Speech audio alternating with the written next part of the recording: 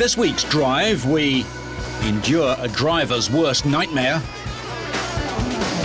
Join David as he makes history. Celebrate Yamaha's 50th anniversary in their old colours. And see a champion make a silly mistake. All this and more in this week's Drive.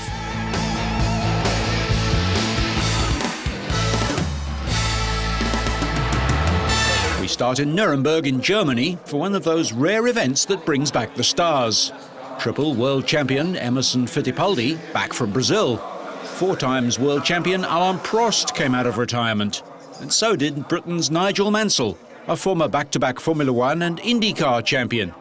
South Africa's only Formula One champion, Jody Scheckter. A Nomex balaclava was a novel experience for 5 times world motorcycle champ Mick Doohan. Prost, 50 years old and the last of the 6 to retire, dominated the 3-race event. Each of the drivers competed in 3 different models, Audi, Opel and Mercedes, all used in the DTM German touring car season. The 55-year-old Scheckter, champion in 1979 with Ferrari, provided the drama, spinning in his Mercedes. Early in his career, Jody was at the heart of some spectacular on-track carnage, including a huge first-lap crash in Britain that eliminated half the field. The Frenchman, who won the Formula One title in 1985, 86 and 93, took the early lead in the first race. But this time he earned 6 points for his win in the first heat driving the Audi, with Brazilian Fittipaldi finishing second to claim 5 points.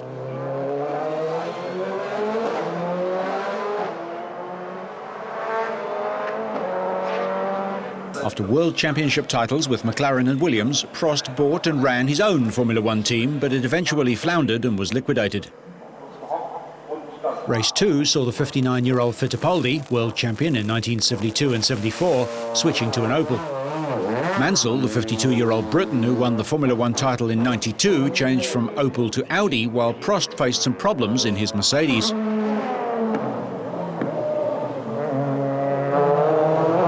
Johnny Cecotto, the 49-year-old from Venezuela, won the 350cc bike title in 1975, followed by the 750 crown 3 years later. He raced in Formula One in the early 1980s as Ayrton Senna's teammate at Tollman and has had a successful career racing European touring cars for BMW, winning the German Super Touring Championship as recently as 1998. He led the second race for a while before Prost recovered to claim his second win. Mansell, driving a Mercedes, finished the third race in 4th place. After his championship, Mansell cleaned up in America but made an abortive return to Formula One with dismal results. Fittipaldi, 5th in the second race and this time driving an Audi, emerged as the winner of the third and final heat. Prost got 3 points for his third place in the final race to win the challenge with a total of 16 points. Alain received a cheque for €500,000, the money going to different charities. Fittipaldi finished second overall with a total of 13 points. Cecotto was surprisingly third overall with 12 points after 2 second places into 5th. Mansell was 4th on 10 points ahead of Scheckter with 8. Doohan, the 40-year-old Australian who won 5 consecutive 500cc motorcycling world titles from 1994 to 98, was last among the legends, finding the DTM four-wheelers less nimble than his usual mount, a fearsome 2-stroke Honda.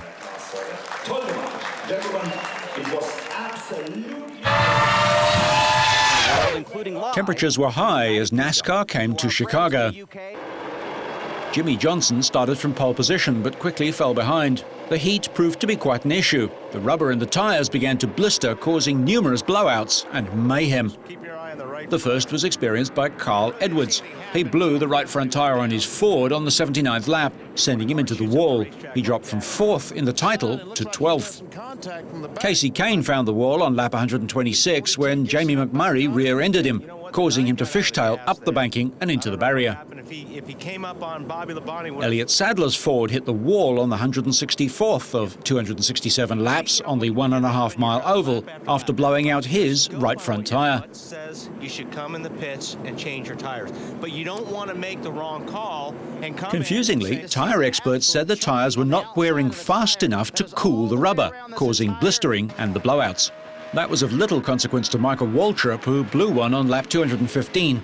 The car slammed into the first turn, ruining the entire side of it and ending Waltrip's day. 4-time series champion Jeff Gordon went out on lap 249 when Greg Bliss tapped him from behind. spinning him into the wall.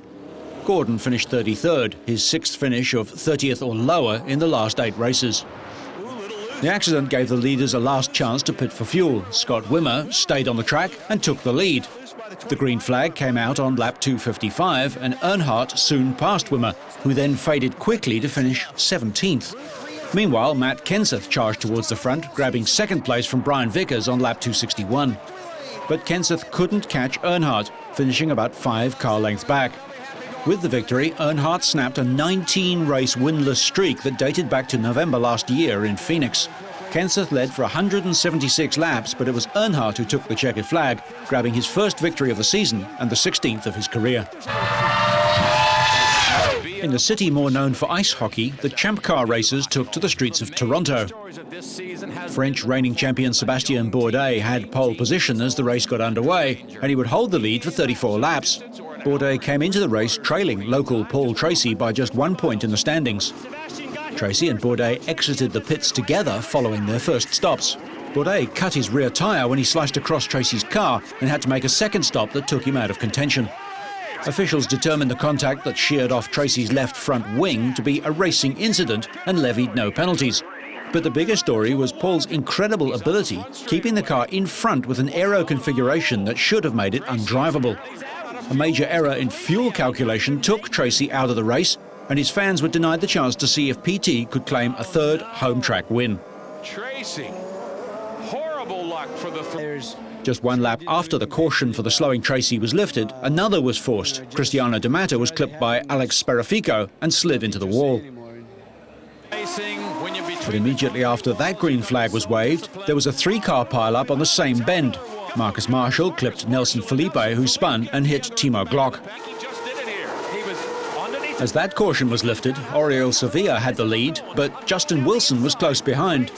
Wilson made his move on lap 77, passing Sevilla on the inside of the third turn on the 1.7-mile temporary street course. But the race would end under caution after AJ Allmendinger, Wilson's teammate for the Russ Sport team, crashed as he was closing in on Sevilla for second place. Allmendinger brushed the wall, then careered across the track into a tyre barrier. Mario Dominguez then slammed into Allmendinger, who was a sitting duck at that point, to bring out a caution with 7 laps to go. The clean-up from the crash took a long time, with carbon fibre pieces everywhere. The result was that the race would end under a yellow flag due to the 1 hour and 45-minute time allocated to live television coverage. Over Justin Wilson of Northampton, England.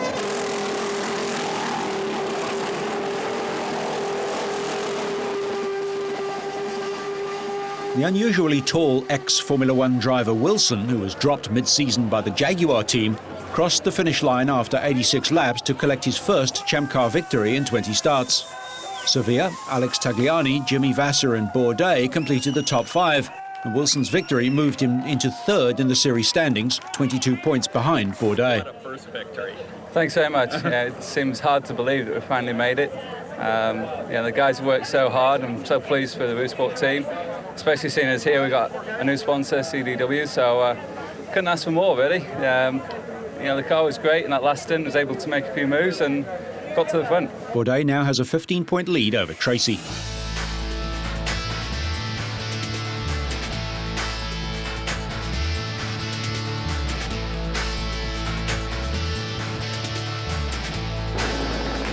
With just over a month to go before the inaugural Turkish Grand Prix, David Coulthard and his Red Bull Racing team flew into town to create a little bit of history recently. The plan was to make the crossing over the famous Bosphorus Bridge in Istanbul that connects Asia to Europe in Coulthard's Formula One car. It was also a great way of drumming up support for the Grand Prix on the 21st of August. A big crowd had gathered, including a large TV and radio contingent, to see Coulthard and his Formula One machine. The show started from the garden of an Ottoman Empire palace, Dolmabahce, on the European side. Police sealed off his route and stopped bridge traffic. Coulthard has been grabbing the headlines recently, not so much for his performance on the track, but for his opinions off it.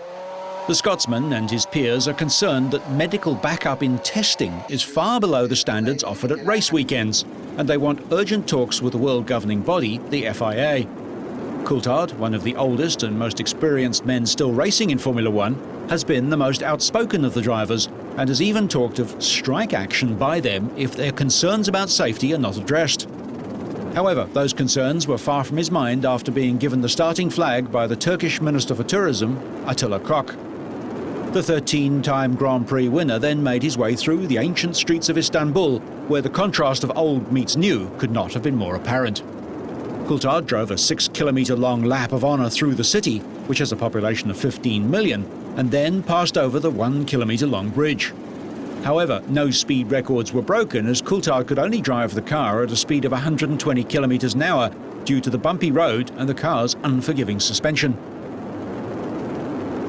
Making his way back to the palace, where his support team were waiting, he was able to give the locals a taste of the noise and excitement that they can expect next month. Pulling back into the palace, there was the slight problem of a fire in the engine bay, caused by driving the car for too long at too low a speed. With just 17 points so far this season and currently lying in 11th position in the Drivers' Championship, Coulthard will be hoping that this visit will mean local support will be on his side next month.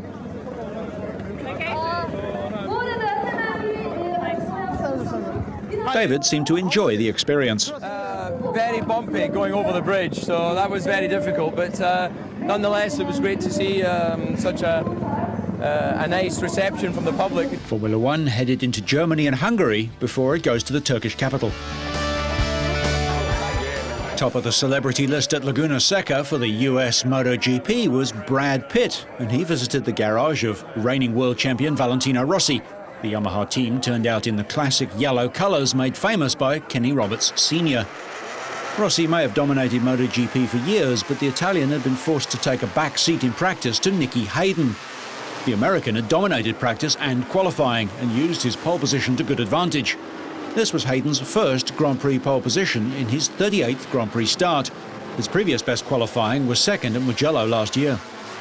Some of the pressure was taken off Rossi when his closest rival in the championship didn't even survive the first lap, as Marco Melandri crashed along with Alex Barros. Behind Hayden, Rossi and his teammate Colin Edwards, Troy Bayliss held off Kenny Roberts Jr. and Max Biaggi. Carlos Checa was the next faller. A disappointing year shows no signs of improving for the Spaniard. Edwards shook off his pursuers to make third place his own. Biaggi was now involved in a fierce tussle with Sete Gibernau. Both riders were once much vaunted as potential threats to Rossi's unbeaten run as MotoGP champion, but have failed to do so. For several laps, Hayden, Rossi and Edwards kept station, a Honda followed by two Yamahas. Rossi had won 9 of the previous 10 MotoGP races, the exception being second place to Barros in Portugal.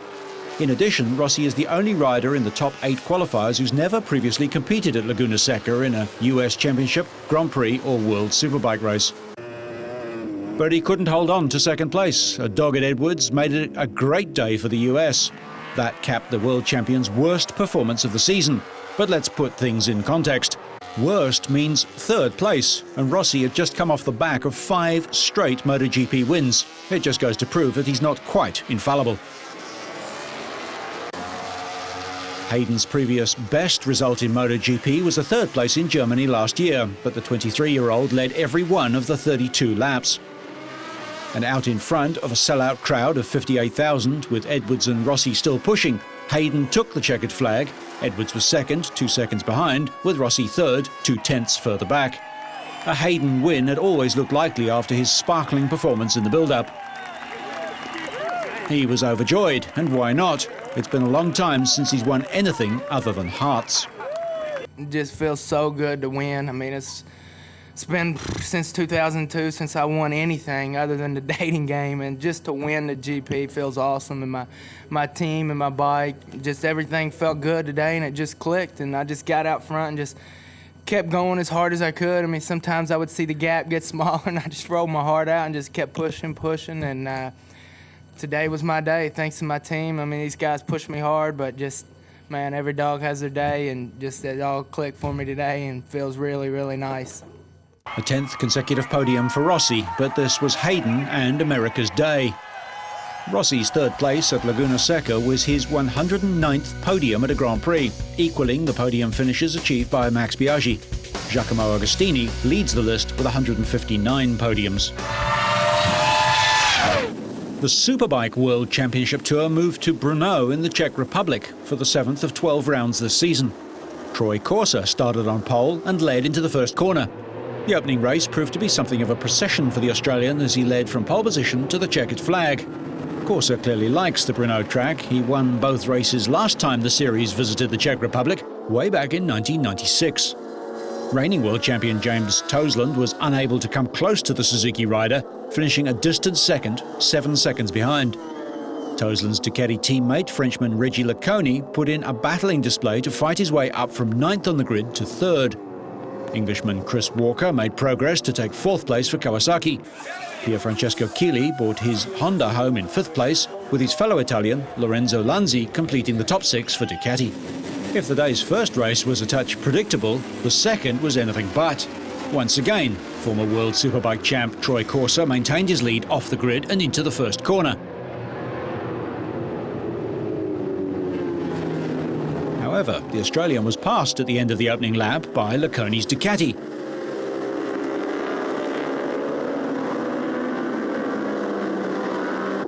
The Frenchman was left cursing his luck, though, as a red flag brought a temporary halt to proceedings after local rider Marek Svoboda slid off thanks to an oil slick dropped by another rider. An army of marshals tackled the oil, which was right on the racing line.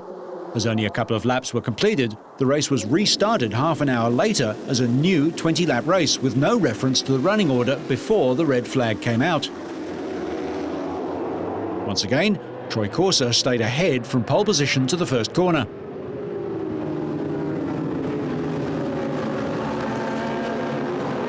But once again, the Suzuki rider was passed, this time by Japanese rider Noriyuki Haga, who discovered a new turn of pace to storm through the field after starting down in 17th place.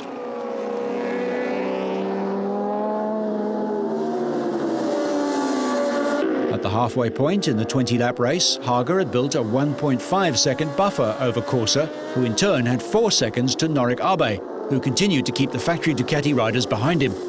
By lap 14, Haga had stretched his lead over Corser out to a full 2 seconds.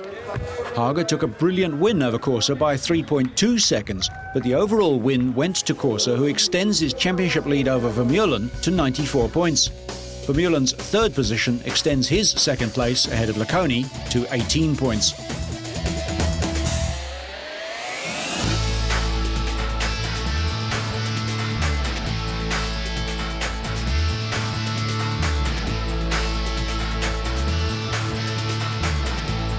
The World Motocross Championship moved south of the equator to Sun City for round 11 of 17 in the series. In the MX1 category, reigning champion Stefan Everts took his first pole position for almost 2 years. His last was at Namur in 2003. Everts rode competently throughout, with his biggest threat in the early stages, Ben Townley, the KTM-mounted New Zealand, who started the race 3rd in the overall standings behind Everts and Joshua Coppens of Honda. With wood chips mixed with a tough soil to soften the ground, the terrain provided more grip and different lines to the riders. Up front, Townley suffered a spill that dented his chances of winning the race. That allowed Coppens on his Honda to attack, and Everts could not respond. They were running into slower traffic by the 5th lap. The pace was frantic, and Coppens surged ahead with minutes remaining in the heat to beat the 8-times world champ. The difference at the flag was just over a second. The New Zealander finished ahead of 2 Belgians, Everts and Steve Ramon on his KTM. Coppens needed a good result in the second moto to keep in touch with title leader Everts, and he had the perfect start. For spectators of race 2, there may have been a sense of déjà vu, with the same top 3 riders as in the opening race. Eventually, Coppens and Everts detached themselves again, but the racing was less intense and Everts managed to escape as Coppens was plagued by cramp. With a healthy lead, the Belgian was waving to fans on the final lap when, incredibly, he lost control of his machine and crashed.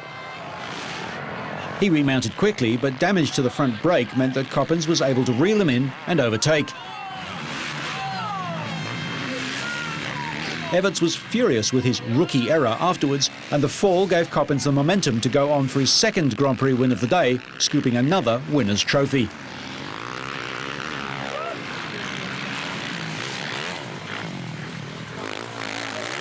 The results ensured that Coppins took a maximum of 50 points from the Grand Prix of South Africa, with Everts having to settle for 44, his advantage shrinking to just 39 points. Wet weather made for treacherous conditions in Italy, 7th of 10 outdoor trials. Seven-time former outdoor champion Dougie Lamkin was aiming to put his title campaign back on track after losing ground to his rivals at the previous round of the season in France. The Briton could only manage a 4th place finish on day one, but he reached the podium on Sunday, narrowly missing out on 2nd place. Lamkin finished day 2 in 3rd place with 37 penalty points, just one more than up-and-coming rider Jeroni Fajardo. The Spanish gas rider struggled on day 1 and he ended up in a disappointing 9th place. However, Fajardo responded admirably on Sunday, exhibiting impressive form on the way to claiming 2nd place. Reigning indoor champion Adam Raga is chasing his first outdoor title. The Spaniard has an 8-point title lead over compatriot and nearest rival Albert Capestany. That advantage increased when Raga took 1st place on Saturday and Capestany finished 3rd.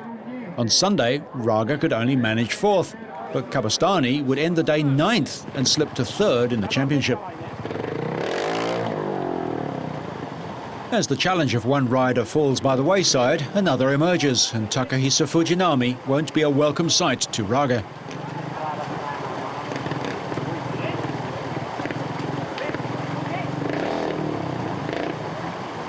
Fujinami, the reigning outdoor world champion, moved up to 2nd place in the overall standings after picking up 37 of a maximum 40 championship points over the 2 days.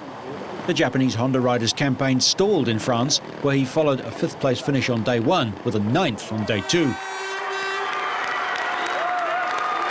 But a 2nd place in Italy on Saturday, followed by a win on Sunday, saw Fujinami move up into 2nd place in the standings. He sits 17 points behind Raga with 3 rounds of the season remaining. Fujinami continues his pursuit of Raga at the Grand Prix of Great Britain.